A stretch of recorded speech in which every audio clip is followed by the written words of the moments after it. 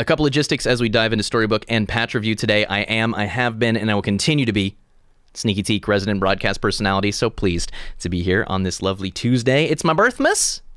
Thank you all for the birthday wishes and all the birthday subs. Very, very generous of you. I appreciate you being here. I hope you're having a lovely day. And as we dive into the review, if you do have any questions, comments, thoughts, suggestions, or concerns, please let me know. Because today, as with all days, I'm here to play with you and not at you. Otherwise, sit back, relax, and enjoy the ride, patch review, some games, and we'll just enjoy the evening. Okay. Patch 0.69. And there is a video on the Storybook Brawl YouTube, which you can watch. We're not going to, because I'm going to review the patch notes. But if you want to go watch the video, be my guest. You're more than welcome to do that. Recommend it. Says, welcome to the patch notes for patch 69.0. There are some impactful changes in this patch, though it's on the smaller side. Our plan is to have this be a small balance patch that cuts trees down to size while making a few more card changes, with a larger content patch coming in the future. We've also got some awesome art changes and feature additions, so be sure to check those out. Card changes. I speak for the trees. Says, Treants enjoyed a resurgence these last few patches, mostly thanks to the addition of Burning Tree. Okay, before I read the rest of this, let me tell you why this happened. As somebody said very astutely in a stream I was in recently, and I hadn't thought about it exactly this way, but now that I've thought about it exactly this way, it makes perfect sense. Some of you were playing Storybook Brawl when it was gaining traction like back in June or July of last year. Do you remember this? There was a period at the beginning of the game's growth where trees were the dominant endgame meta. 100% dominant. The only exception was like Magic Sword Good Boy, and even that was almost getting consistently defeated by trees in the endgame. And why was it? It was because Round Table, a now tier 7 treasure that says at the beginning of a brawl, set attack or health greater equal to the greater of the two for each of your characters, right? So if you have 100 attack and 20 health, you now have 100 attack and 100 health. If you have 20 attack and 6,000 health, you now have 6,000 attack and 6,000 health. And all of those are stat updates, which then got reflected on Echowood. And who's good at scaling one stat in particular? Ashwood Elm. Okay, so at the beginning of this game's growth back in the mid-year 2021, the most popular in-game strat by far was trees. And it was because Round Table was a level 6 treasure. Literally, this one level 6 treasure single-handedly defined the end-game meta. And so they moved that level 6 treasure to level 7, and this was a good change because tier 7 treasures are pretty hard to get. And so just in general, you can't plan around a tier 7, which means that you have to be a little bit more cautious about buying towards an endgame which relies on it. Because without Round Table, and prior to some patches that came afterwards, there just wasn't enough oomph in the endgame trees. And then Shoulder Fairies came along and that redefined it for a while, and then that interaction got nerfed. And then Burning Tree came out. And Burning Tree says, any increases to my attack are reflected in my health. That's Round Table. In a level 5 unit. Okay, so this is why trees have been so powerful lately, is that they took something which they previously nerfed to being a tier 7 treasure, and then they printed it as a level 5 character. Notably, treasures require quite a lot of work to produce, and even when it was a level 6 treasure, it was still the most popular endgame in the game, and then Round Table went to 7, and that was finally enough. You only have to find one character to have one character. You don't need 3 of them, right? So, anyway, it doesn't strike me as very surprising that trees ended up being disgustingly powerful, and I just didn't really conceptualize it in terms of Round Table until I finally read that somewhere, but that's 100% what was going on. Okay, let me continue reading because I'm really curious I have not read this patch, so I'm really curious to see what they did. Says, continuing, not only did Burning Tree get tons of stats from Ashwood Elm and other attack bonuses, that also made Echowood go off, leading to a ridiculous collection of stats. Wow. Treants were a bit too strong as a result, though as far as comps go, Treants is a pretty honest one. Stats, and more stats are what they offer, with Robinwood being the only ranged one in the bunch. Still, in the interest of shaking things up and balancing things, we're making 2 changes to Treants in this patch. I'm a little surprised by how much this is kind of hedging on how big of a deal the trees are. I agree that Treants is a pretty honest one, but honest builds should get beaten by dishonest builds sometimes, and it was almost impossible to defeat an in-game Treants that had Echo Wood and Burning Tree. It was really, really difficult to do so. In theory, a fully grown Mages build could do it. In theory, enough Scam could do it, but in practice, I saw trees in the top 4 on 2 or 3 of the boards every single game. And so, conceptually, I agree with this writing. Like it says, trees are honest. They're mostly melee brawlers. It shouldn't be that big of a deal, but it was, right? And why is that? It might just be because it's too hard to get some of the scammier builds off the ground. They're more treasure reliant. And so I'm not really sure, to be honest, why it is that it ended up. It might just be a meta thing. It might be people's preferences or the simplicity of the line. But in practice, it was very rare to see an end game top 4 lobby that had more than one board with something other than trees. And so just it's interesting that it's written this way to me. Ashwood Elm to Ashwood Elm from 20 health to 15. Ashwood 015 says Ashwood Elm losing 5 points of health also means it gives 5 less points of attack to itself and your other trees. That's a big hit, and it will chip away at the amount of stats Treants end up with. Someone in chat says, in the tournament, Treants didn't dominate. I think that's what might have shaped this commentary. That's interesting. Tournament is always going to be very different than ladder, though, right? And this is maybe a fundamental balancing struggle for this game. Because the way that laddering is rewarded is all about consistency of performance. Taking a 7th or an 8th is, in theory, something that happens. There's 8 people in the lobby. You expect everyone you're playing with to be pretty good because you're in a skill-based matchmaking system, right? And so if the skill-based matchmaking system is working appropriately, you should take 8th some amount of the time. Your achievement in matches should fall on a bell curve. But in Storybook Brawl, if your achievements fall on a bell curve in terms of your finish, you lose rank. Now, this just makes sense mathematically, okay? There's nothing like evil or wrong about the matchmaking system, but the truth is, if you're averaging 4.5, you are getting crushed in the ladder. And so you can't play paths that could result in getting 6th, 7th, or 8th. And so you have to take the path of least resistance. I haven't found that this makes the game unfun or limits the game in any major way. Otherwise, I wouldn't be playing because I've almost exclusively played ladder. I still find plenty of room to experiment because, to be honest, I think the mid game is the most interesting part of the game.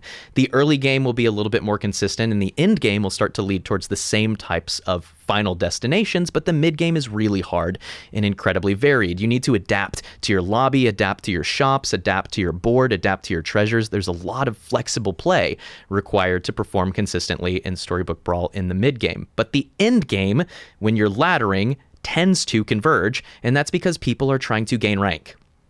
In a lobby on ladder, you will tend to see the builds that reduce the number of 8s rather than maximizing the chance of first, because the value of that first is significantly overshadowed by the cost of poor performance. And so that's a distinction between tournament play and ladder play.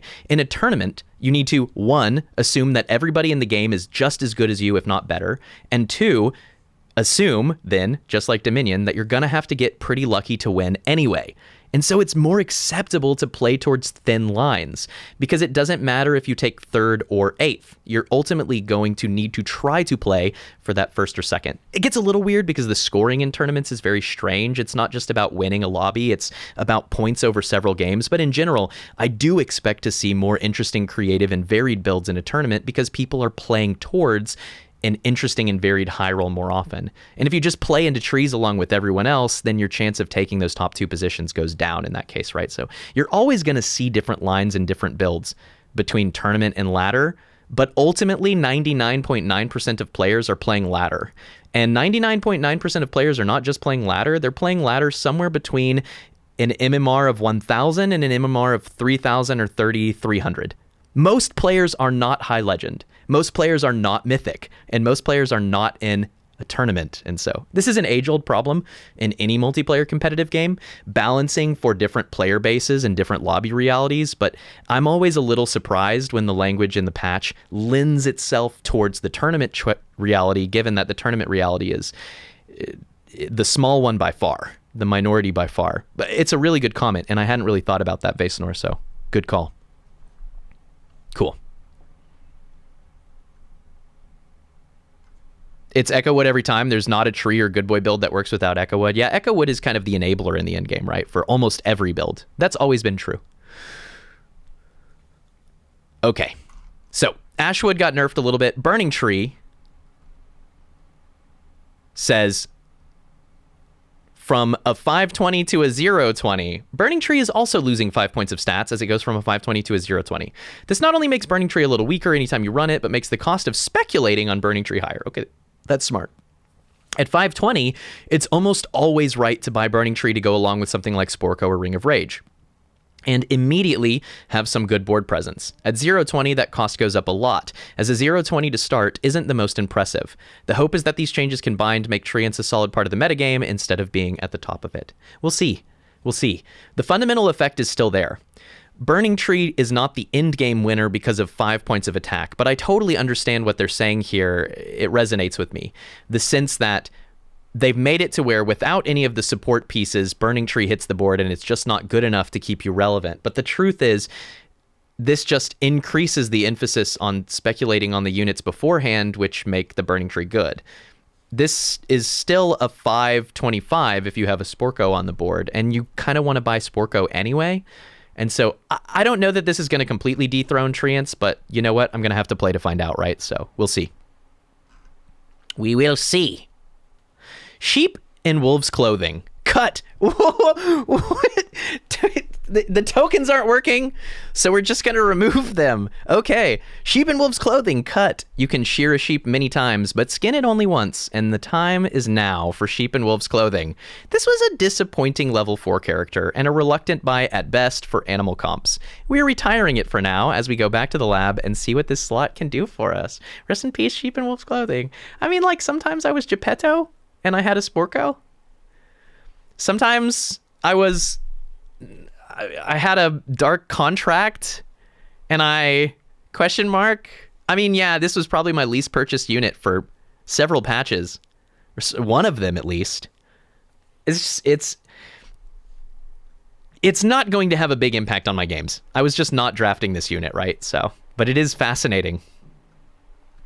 Feasting Dragon from level 5 to level 4. Love this. Says, Feasting Dragon, 4 cost 5/8. I did say that I'd get Feasting Dragon on the board, and this change certainly won't hurt. The effect for Feasting Dragon is fun, but at level 5, it didn't start buffing the shop fast enough to be worth going for. At level 4, with adjusted stats, the dinner bell rings earlier and more often. Yeah, that was the fundamental problem with Feasting Dragon, right? It was a level 5 that scales the effect of your shops. But at level 5, you want to be scaling the effects of your board. Your total number of purchases is down substantially, and you can't really speculate on a +4/+4 in the end game very easily. And so in practice, this unit was almost impossible to play. Still got board time sometimes, and if you happen to be full in on Horn of Olympus, Evil Eye, Baba Yaga shenanigans, you could scale up a couple units by a lot. I even had a game where Feasting Dragon gave us enough scaling that we could then slap a good boy on the board, and we did really well. It was a super cool and fairly unique game. But at the point that you have Horn of Olympus, Evil Eye, Baba Yaga, you can just go ahead and win with Slay. And so it was in a weird place. But I'm excited to see it at 4. I love effects like this. I want to buy Gingerbread Party when I see it. I want to be excited by that. And so, yeah, I'm excited to see this.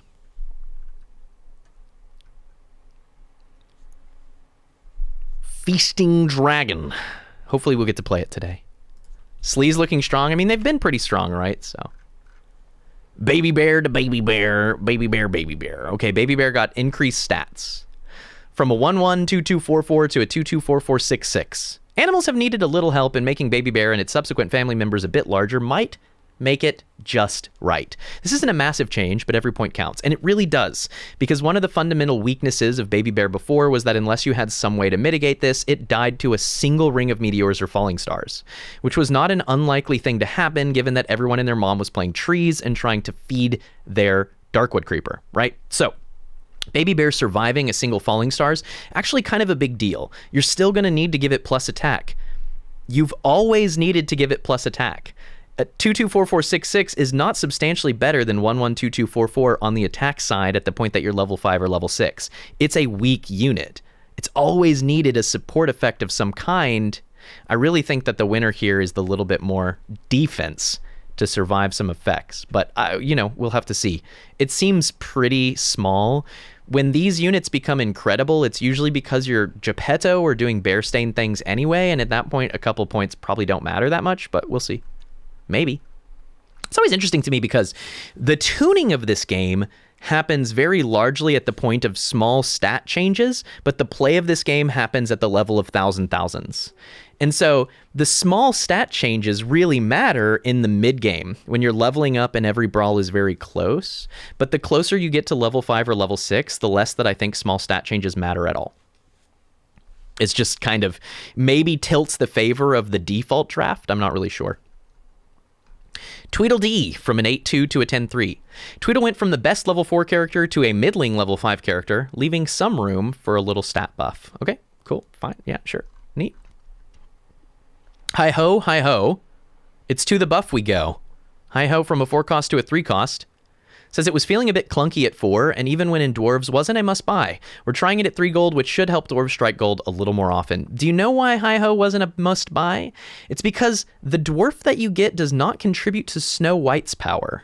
Seems small, but I actually think it's a really big deal. You're spending the full cost of a dwarf, with no guarantee that you get a dwarf that's relevant to you, and without advancing one of the most important quests available to you depending on the path that you took. And so I think that that's a weakness. But with Snow White in the shape that she's in, a lot of people are playing dwarves without buying Snow White anyway, so a C, like, this seems fine. I don't think that this will meaningfully impact very many of my games, but who knows? Maybe. Pan's Shadow, buffed again to 45 HP. Says, our last change is to Pan's Shadow, where 5 extra health will give you the opportunity to take full advantage of the late game ability. Yeah, cool. I really like the new Pan's Shadow, so I don't mind them having a little extra health. Like, I want to play them, and I was starting to have trouble playing them because they took such a beating in the early game too often, and that's exactly what you can't do in ladder, right? But I really enjoyed them, and my first few games with the new Pan's Shadow were incredible. And so I'm excited that it's a little bit easier to get into, yeah. Happy birthday, Teak. Happy birthday, Teak. Thank you so much. Yes, it's my birthday. I appreciate it.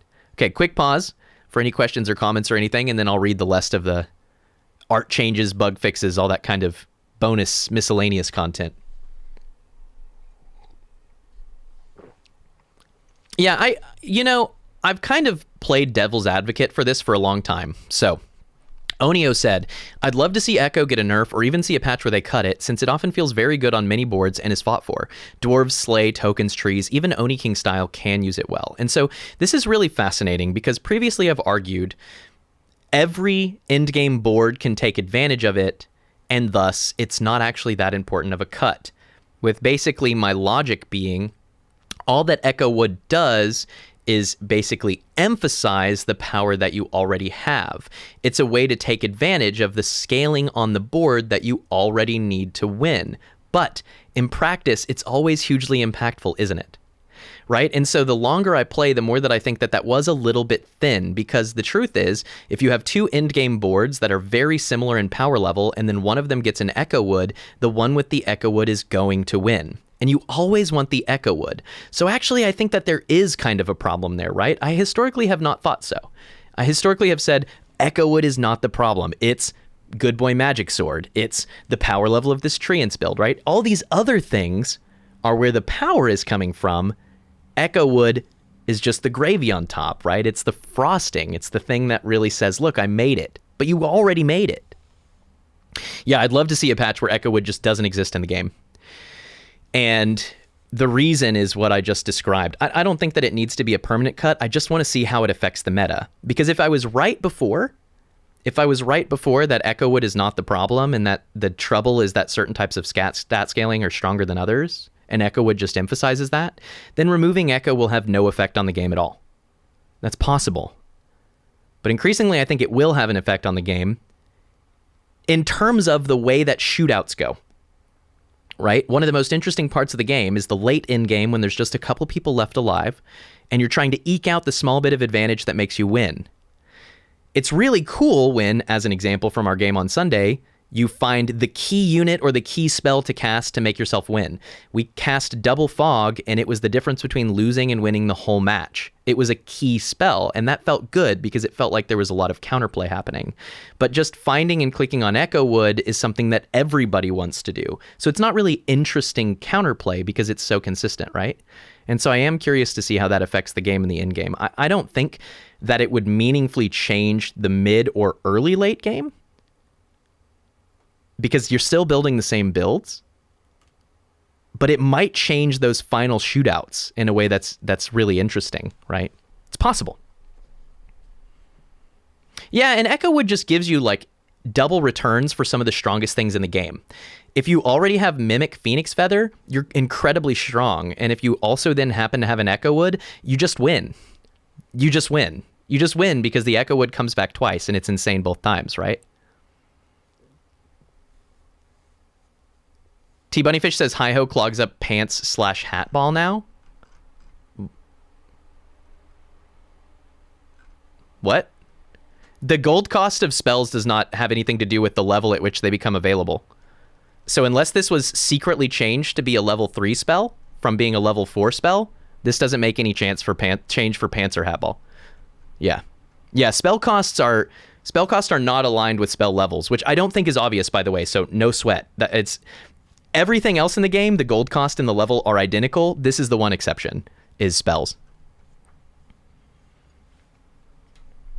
Starfire says they should add text to make it contribute to the quest. For Hi-Ho, I tend to agree. Vice Colon says, I think a lot of it is also that the dwarf board has a lot of power locked behind other spells, and unless you're Potion Master, you can't spell again. That's a good point. Yeah, and by Potion Master, you mean specifically unless you have Crystal Ball. Yeah, you really want to be buffing your Doubly and your Tweedledee, right? So that's actually a really good point. That's the way you get powerful. Oh, thank you, Ninja Deathstrike, of course. Vice Colon said, I'm interested in the conversation about different board comps and how important the spell buy is each round for them and which spell they need to power up. That would be a fascinating analysis. What kind of positions you can get in with what heroes and then what spells are actually relevant to you. And that's particularly interesting because eventually you're going to break your rule, right? So historically, I've said that Zelwa is one of the worst mages practitioners. And the reason is that Zelwa's magic is buying units. So you want to focus on buying high-level units because they're cheap and manufacturing high-level treasures, which tends to push you away from mages. You don't have a lot of money that you want to be spending on spells because you're spending all your money on rolling to build treasures and then building boards which can take advantage of those high-level treasures. But the other day we had an incredible Zelwa Mages game, and so every once in a while you'll break your own rule, and that's a really fun moment. Yeah, Maxwell Damage, thank you so much for the tier 1 sub and 23 months, almost 2 full years in Shopkeeper Cat. Thanks for the gifty. I appreciate you both. Thank you, thank you. Okay, let me read the rest of these patch notes and then we'll get into it. Fax you a cake? I'll do my best. Making Hi-Ho a cantrip spell at 4 be any good? I think that would be reasonable. But at the end of the day, I maintain the single thing that I've always said, which is that trying to buff every single thing in the game to be equally powerful is not only futile, it's not clearly useful or correct. Balancing games that are about risk reward and making hard decisions between the way that you use limited resources, those games don't want a flat and even surface of power, right? Things should have a variety of power levels in a variety of circumstances, right? This one thing is very, very strong, but it requires a huge amount of economy. And this other thing is not that good, except for certain situations where it's much stronger. This third thing is pretty middle of the board, but it's very consistently above curve for a level or two. And so it tends to help you stay alive, right? It's all about balancing different objectives to make your decisions. And so I think at some point in time, the pursuit of trying to make everything just as good as everything else is not that valuable, when really what you want to do is pursue a varied surface of interaction, right? Make it to where lots of different things can happen in lots of different positions. I definitely think that you can start to kind of blanch your creative environment when you seek to just normalize the power of everything in the game. But the alternative is very difficult, right? How do you keep a surface varied in a symmetrical multiplayer game? Because it tends to be the case that no matter how many moguls you add, your snowboarders are going to tear them down over time anyway. Right? It's just not going to be moguls within a week or two because the meta will tend to converge. And so this is a really hard problem. Okay, let's talk about art. Thanks to our new 3D art lead, Genevieve St. Michel, we've got some sweet upgrades to the playmat. Here are the changes she's made for this patch. Oh, cool. Cleaned up the dark lighting artifacts and adjusted the lighting overall. Moved some of the forest around to settle it better with the updated lighting. Added golden firefly-like motes, movement in the moonbeams, and some post-processing to beautify it all up. That sounds awesome. I'm excited to see it. And some feature additions. Added setting to disable keybinds. Note, these are not off by default, so you'll need to go into settings to turn these off. Okay. Yep, probably because people were accidentally like pressing the spacebar or something. It says, now when you select a treasure, the others are grayed out. Oh, that's really nice. Yeah, I liked the new thing, but it was kind of hard to see what you picked. This is a good change. Treasure Replace UI. We added clarity to Treasure Replace flow by adding the 3 treasures you currently own to the treasure selection, as well as visual improvements. Cool. Oh yeah, they made this much better. This flow is really crucial, and it needs to be really intuitive because you're on a timer when you're doing this. And so those first few interactions can be really clunky. I like these changes a lot. It's very good. Finally, bug fixes and improvements. Fixed a bug while in windowed mode in non-16:9 aspect ratios, then switching to full screen would not correctly adjust your aspect ratio, causing black borders on your screen to appear. Classic display ratio bugs. Fixed a bug where the countdown round timer would roll over into versus scene. Oh, I've seen that. That's interesting. Bug where upgraded Feasting Dragon would not give the characters in your shop +2/+2. What? No wonder people were playing... It's like it was so hard to get an upgraded Feasting Dragon and use it that's funny. Fixed a bug where the Fates was not giving you your destined character in shop. Oh yeah. This was like happening in some cases, but I didn't ever really fully understand what was making it happen. Something weird was happening here. I think it was like in some cases if you finished a quest or got a treasure, it would mess up your destined unit. Something strange. Fixed a bug where Burning Tree along with Singing Sword would cause its health to not be reduced by health reduction modifiers such as Poison Apple and Rotten Apple Tree. Good fix. Fixed a bug where an upgraded Medusa could transform her statue into a statue again. Okay. Fixed a crash. Oh, because it's going from okay, I see what it's doing.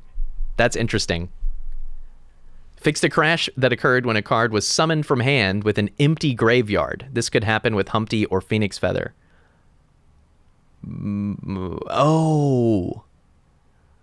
Oh. You have a unit die, and then you're summoning either Time Flies or your Mordred. But the unit that died is Humpty, so you don't have any dead units. Or the unit that died is back on your board because Phoenix Feather is a true copy. And so you don't have any dead units.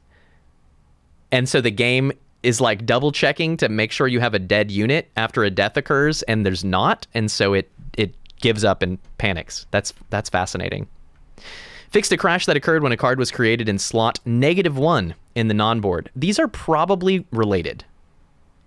Fixed a crash that occurred in which 9+ players were connecting to the same game. Fascinating patch. Very curious to see how it plays out.